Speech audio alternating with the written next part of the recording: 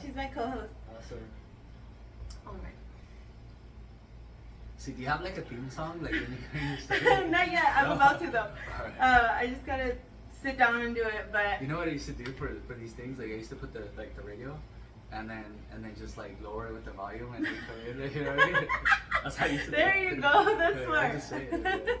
No, honestly, I really need to think about it. But it always started like this. Okay. What up, y'all? This is another episode of the Couch Theories. I've got Ivan with me today. So we're gonna talk about what it's like to bounce back from setbacks.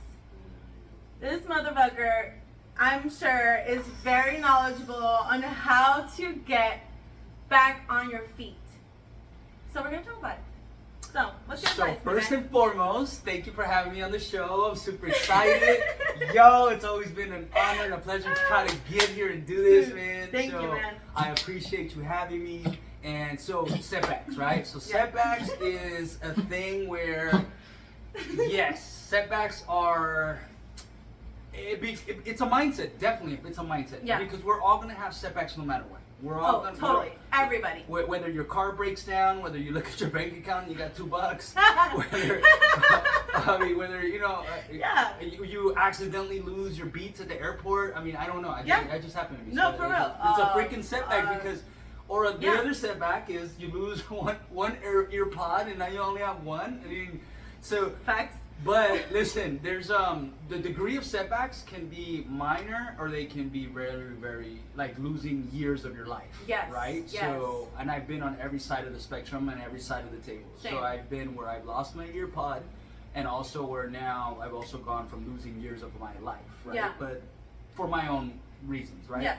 But how do we bounce back on that, right? Yeah. So number one that I've learned very early on is that no matter what happens, no matter what choices you ever made in life, no matter what you've come across, the things that happen to you and the labels that are being placed on you do not define who you are. Yes. Oh my God. Number one. Number one. Seriously. Absolutely. I love that. Okay. So yeah, they definitely don't define because when we fall into the mindset of, look, people are saying this about you, or you find out that this person doesn't like you, or because this person said this, right? Then you slowly, your psyche starts to believe that, hey, well, maybe I am that person. Yeah, oh my God. And then you start getting into this like rut where you're like, well, maybe I am not worthy. Maybe I don't deserve, because of what people in society have placed on me. Yeah. So you have to be strong enough mentally to be able to say, hey, I don't care what you say. Yeah. I don't care what you say. I know who I am. I know what I've done. I know where I need to be. I know what I can contribute to this life, my life, and everybody else's life. That's what's important. And keep moving forward, right? So that's number one. You can definitely not allow the themes or the labels that are placed on you to take control of you. Literally, I just had to also learn that as well because I have spent many times also. Hey, there you go. That's for the future, truly. We're just practicing. But yeah, so literally, I had to be like, I am not any of those things that my negative talk in my mind is saying. And that was the most powerful moment I've ever had. And I used to run 3 miles a day with Vince. Okay. That changed my life forever because I remember him literally always pushing me like, Sid, like, let's keep going, like, keep going. And I'm like, no, I don't want to keep going. But after I literally confronted that part in my head where I was like, I don't want to keep going. I was like, who are you? Like, who are you? What is, like, why are you even telling me this? Right. And so once I was like, get out of my head. Literally, I told that voice in my head, you don't belong here. After that, I got what people call a runner's high. Okay. Because I was like, oh my God, I can keep going. I ended up running 3 miles nonstop after I decided to tell that voice in my head to stop.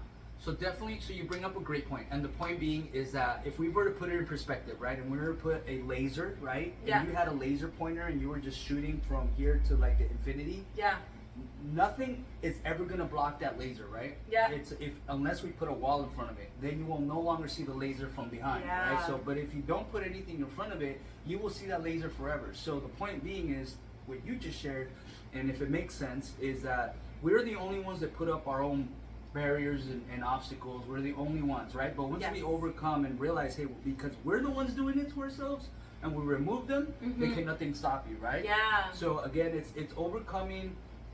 What was it? Overcoming. Like the. No, overcoming like setbacks. Setbacks. Overcoming setbacks. It was overcoming setbacks, and that's part of it. So that could be number 2. Yeah. Is not setting any barriers or objectives on you. Yes. Do not, because you're the only one that can stop you. Yes. Right? Most important. Most important. So as long as you can say that to yourself, as even if it's something like running. Yeah. As long as you can say no. Yes, I can run 2 more miles. Yes, I can run for 30 more minutes, right?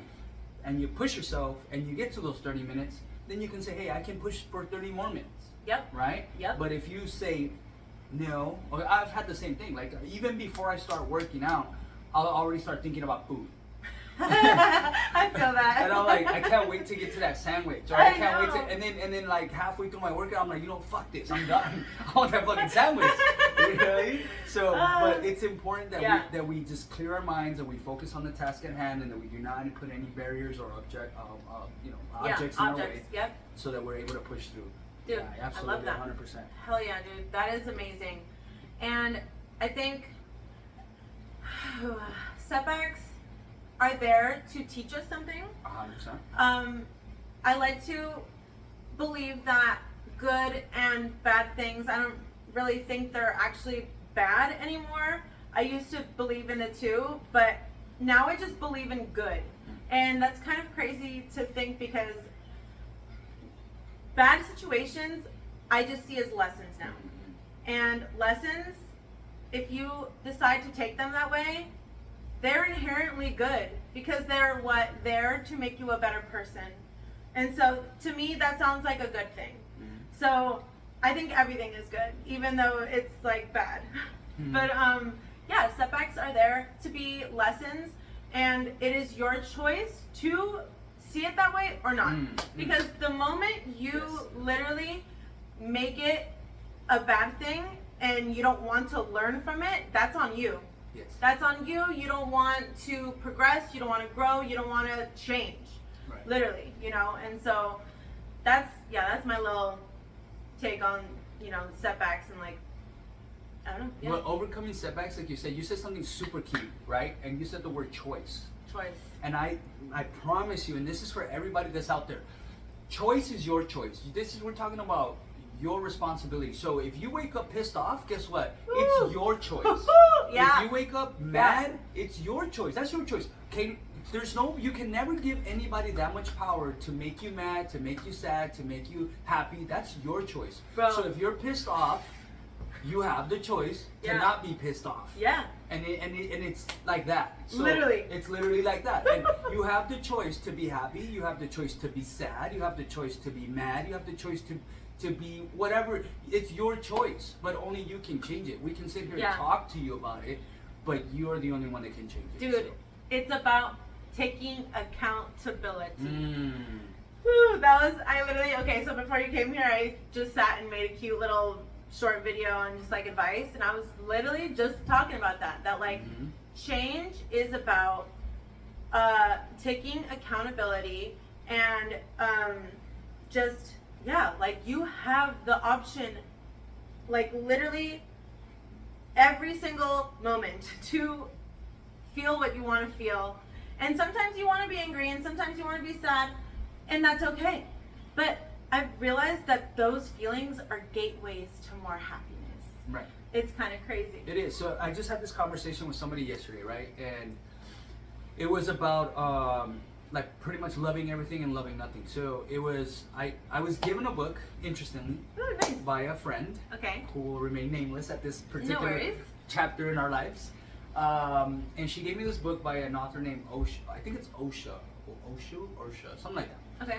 And I remember reading it, and it was super deep, right? And I'm like, and it was like spiritual, but it was also like very like Middle Eastern, like, you know what I mean? So it was like a lot of the mind, and I was like, all right, I love those books. Hell yeah.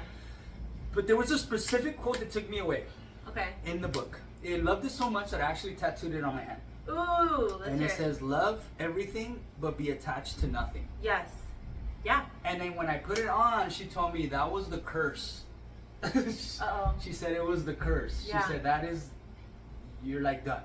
Yeah. And then it's like, I guess, but what I'm thinking is like, no, it makes sense. Like, in other words, it's like, don't give a fuck about nothing, but love everything. So like, like, come out of the self. Yes. Yeah. Defeat the ego. Yes. And don't let it be about the ego. Help everyone. Yeah. Yeah. Like, do everything that you gotta do. Put everybody before you. Yeah. And that's, you don't have to be attached to them. You're just loving them. Yes. Like, that's how you're loving them, right? So love everything, be attached to nothing. That's crazy, because, attachment keeps you further away from actually what you want. That's why the term letting go is a thing, because you have to let go of things, because the moment you hold on to it too tight, it's no longer yours, because you are kind of taking the place of God, basically. Like, anything other than you, it's not technically yours. Right. And so you're just borrowing it, or kind of like using it temporarily. Sure, yeah, that's another way of just borrowing, whatever. But literally, like, nothing is yours. And so all